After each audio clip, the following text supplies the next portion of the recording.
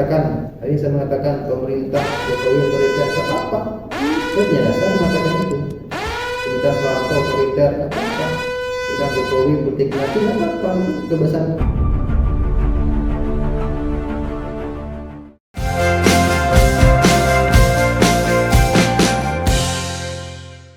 Mungkin balik lagi kalau kita sudah seperti tamat gitu ya Pak ya, dari SMA atau sekolah menengah atas gitu ya Pak, mungkin kita harus mempersiapkan diri gitu ya Pak, bahwasanya nanti perjalanan kita ke depan itu masih panjang gitu kan, masih banyak pengetahuan yang harus kita ketahui dan harus kita persiapkan sejak dini. Dan juga untuk mungkin seusia saya atau Caca sebelum masuk ke kampus itu dihindari pergaulan-pergaulan yang dapat memicu bahwasanya itu kita terjerumus ke hal-hal yang tidak baik gitu ya Pak ya. Oke. Jadi Pak, nah tadi kan kita sudah bahas gitu ya Pak tentang kegagalan dalam perkuliahan gitu ya Pak ya. Nah ada juga nih Pak. Kemarin kalau saat itu ada keluar di TikTok bahwasanya berpendidikan tinggi itu harus pentingkah menurut Bapak? Iya, pendidikan kan ada nih Pak, kadang beberapa kita gitu kan ada orang tua itu memang benar-benar bisa mengkuliahkan atau hanya sebatas SMK saja. Nah jadi kan ada kesenjangan antara mereka yang kuliah dan tidak gitu ya Pak ya. Nah jadi di sesi kali ini saya mau nanya gitu sama Bapak, apakah berpendidikan tinggi itu sangat pentingkah gitu? Pendidikan tinggi berarti perguruan tinggi ya? Iya benar. Ya, gitu ya. Jadi begini ya Pak, pendidikan itu akan mempengaruhi bagaimana karakter dan kemampuan kita dalam beradaptasi. Benar. Jadi semakin tinggi pendidikan, semakin baik biasanya kemampuan kita dalam adaptasi dan membentuk karakter kita. Benar sekali Pak. Karena begini, coba orang yang tidak sekolah, mohon maaf, dibandingkan dengan sarjana, walaupun di dunia kerja sebetulnya kan yang dipelajari di kampus kan nggak ketemu juga di dunia kerja, hal yang teknis kan. Di kampus kan kita dapat ilmu, pengetahuan, berbagai macam pengetahuan, kita dijajari pengetahuan penuh kepala kita kan. Tapi hal teknis misalnya membuat surat kan nggak ada. Iya benar. Kan? Mau konsep apa gitu kan, naskah apa kan nggak ada. Nah orang yang sekolah dengan tidak sekolah itu beda kemampuannya dalam beradaptasi. Orang yang sekolah dalam arti dia pendidikan tinggi ya, itu kemampuan adaptasinya di dunia kerja itu lebih baik, lebih cepat. Karena bisa lebih cepat karena wawasannya banyak. Iya benar. Disuruh bikin surat ini, oh ya karena sudah pernah tahu. Suruh bikin konsep ini, suruh bikin kerjaan ini, oh kan sudah pernah mendengar, tahu. Itu tinggal adaptasi dengan teknisnya. Bandingkan dengan yang nggak sekolah sama sekali. Yang jangan dengar istilahnya belum pernah, gitu kan? Gitu. Iya, istilah apa sih itu lah, itu kan. Nah, artinya pendidikan tinggi menurut saya itu penting, itu akan membentuk karakter dan kemampuan kita untuk beradaptasi dengan dunia kerja, dengan lingkungan, dan itu menunjang untuk kesuksesan kan. Ya. Pastinya. Untuk perempuan sekalipun, kan ada juga untuk apa sih perempuan itu sekolah tinggi-tinggi ujung-ujungnya juga ke dapur gitu kan. Iya benar Pak. Kalau saya nggak setuju statement itu. Karena begini, itu tetap tadi kan itu ini ya masuk ya masalah kemampuan dalam adaptasi dan karakter tadi kan. Iya benar. Nah, tunggu pun jadi ibu rumah tangga, tidak bekerja sekalipun, berarti gini, coba logika, seorang anak yang diasuh oleh ibu, yang satu ibunya sarjana itu nggak sekolah, mana yang lebih baik? Lebih baik yang sarjana gitu. Berarti diasuh oleh ibu yang profesional kan? Iya, lebih profesional. Iya, dan dia kan akan belajar.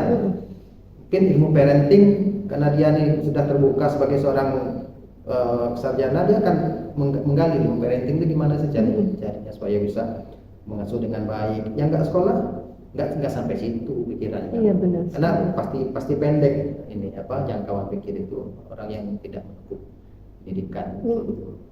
Nah beda lagi kalau misalnya cara S2 atau S3 itu beda lagi. Kalau preferensinya ke akademisi, dosen mungkin bagus ambil S2 atau S3. Tapi kalau enggak ke situ ya nggak apa-apa, satu aja. Nah. Sesuai kemampuan lebih tepatnya Pak ya. Iya memang ada pasti perbedaan antara dua statement ini gitu ya Pak ya. Oke.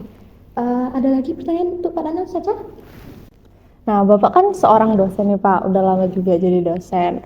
Menurut Bapak, apa yang paling menyenangkan selama menjadi dosen? Dan menurut Bapak juga nih, menjadi dosen itu di zaman sekarang itu masih worth it nggak sih Pak? Pertama, apa yang menyenangkan? Iya. Saya jadi dosen sudah lebih kurang 10 tahun. Sudah sangat banyak sekali pengalaman Pak Suya ya Pak. Pernah mengajar, sudah menjadi tidak pilih peluang tinggi lagi juga pernah. Menurut saya kalau masalah menyenangkan atau tidak, dosen itu profesi yang menyenangkan. Menyenangkannya begini, dosen adalah profesi yang tidak terikat. Benar. Dia terikat dengan yang sifatnya struktural. Coba bandingkan dengan seorang petugas pelayanan di kantor dukcapil yang harus duduk di belakang meja dari yang pagi sampai sore, gitu kan? Iya benar Pak. Bandingkan dengan seorang dosen, misalnya saya, dosen itu kan ada 3 tugas utamanya itu, pendidikan, penelitian, dan pengabdian kepada masyarakat. Pendidikan itu mengajar. Iya benar Pak. Penelitian itu ya membuat karya ilmiah, riset, dipublikasikan dan sebagainya. Kalau kemudian ke masyarakat itu ya mengaplikasikan ilmu yang dimiliki ke masyarakat. Nah ini menarik apa Nes? Kalau pendidikan dari segi mengajar, dosen punya yang namanya kebebasan akademik dan mimbar akademik. Kebebasan akademik itu apa? Kebebasan dalam menyampaikan materi di kelas. Bebas. Nggak kan dosen itu tersangkut hukum hanya karena materinya di kelas. Iya benar Pak. Beda dengan orang di luar yang bisa terjerat ya karena statement-statement itu kan. Dosen juga. Misalnya saya mengatakan pemerintah Jokowi otoriter, nggak apa-apa. Saya punya dasar mengatakan itu. Pemerintah Soeharto otoriter, nggak apa-apa. Saya bilang Jokowi politik nanti, nggak apa-apa, itu kebebasan. Nah kalau di luar namanya mimbar akademik. Kalau akademik itu di dalam kelas, di luar ini mimbar akademik kita diskusi. Iya. Kenapa saya katakan begitu? Pasti ada dasarnya. Iya benar Pak. Nah, yang kedua tadi penelitian. Kadang-kadang kita perlu ke lapangan untuk mencari data atau observasi ya fenomena-fenomena yang ada, gitu kan? Iya benar Pak. Dan itu ke lapangan di luar. Dan artinya kita keluar observasi, mencari informasi itu masih dalam rangka kerja, gitu. Nggak harus dalam ruangan begini, ngetik surat, gitu kan? Atau bikin apa laporan apa kan enggak gitu kan. Pengabdian lebih menarik lagi. Misalnya saya yang punya basic ilmu hukum, saya menjadi narasumber diundang atau saya mengadakan menyampaikan tentang apa kan, misalnya tentang restoratif justice atau tentang pemilu, tentang apa sebagainya untuk memberikan edukasi kepada masyarakat. Nah, maka kita memberikan ilmu kepada masyarakat dan itu menyenangkan. Walaupun kita di luar, misalnya saya hari ini pergi ke Limbur untuk pengabdian di luar bisa sambil jalan tapi tetap kerja, gitu kan? Menurut saya itu menarik. Iya Pak. Itu dari sisi menariknya ya. Tapi kalau worth it atau tidak, gini, tergantung apa ya orientasinya apa. Kalau orientasinya uangnya banyak, mungkin dosen tidak punya uang. Iya benar sekali Pak. Ya, kalau bahasa umum kan dosen di dosen. Iya. Ya. Jadi orientasi kalau mau uangnya banyak jadi pengusaha. Iya benar sekali. Kan Pak. gitu kan.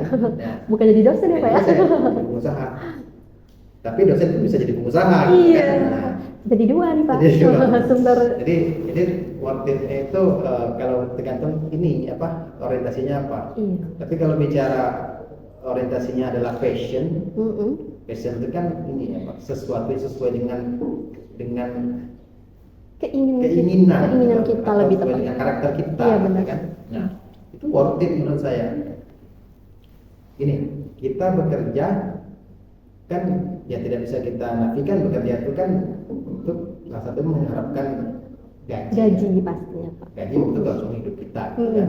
Nah orang yang passionnya di dosen maka dia akan bekerja tapi kerja itu adalah hobinya. Jadi ibaratnya dosen itu adalah hobi hobi yang dibayar, gitu. Iya, benar. Nah, jadi worth it-nya itu di situ. Coba kita kan kadang bekerja yang tidak sesuai passion itu kan jadi beban. Iya benar Pak, benar. Kalau libur nih, tapi Senin, aduh Senin mikir kerja gitu kan. Udah pusing Udah duluan pusing Pak. banget kan, libur panjang itu besok Senin kerja gitu kan. Kalau dosen kan enggak ya, kerja aja ngajar aja Senin, kalau kalian kan enggak ada juga ngajar itu Iya, kan. Pak, bener-bener. Senang aja gitu kan, enggak ada pusing-pusing ngadepin Senin gitu Iya. kan. Ya kalian aja ngajar aja gitu. Beda dengan orang yang mikir bakal stay di kantor sampai sore ini gitu kan. Nah, itu pusing dia kan. Nah, kalau menurut saya itu aja ya, kalau misalnya menyenangkan, kalau waktu tergantung dari Orientasi orientasinya tadi ya, apa. Pak, ya. Tuh. Mungkin kalau Caca mau uangnya banyak jadi pengusaha kata Bapak tadi. Iya Pak ya, jadi pengusaha gitu atau dua-dua aja juga boleh gitu ya Pak dari tunjangan.